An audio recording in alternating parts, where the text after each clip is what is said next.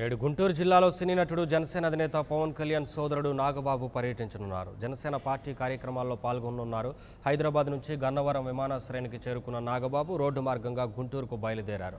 మధ్యాహ్నం 2:30 గంటలకు mega fans మీటింగ్లో పాల్గొనున్నారు. సాయంత్రం 4 గంటలకు జనసేన పార్టీ నేతలతో నాగబాబు సమావేశం కానున్నారు.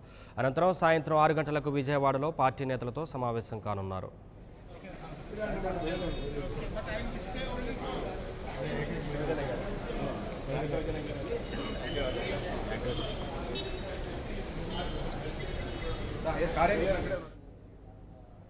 ఇవి బులెటిన్ విశేషాలు. చూస్తూనే ఉండండి 99 టీవీ.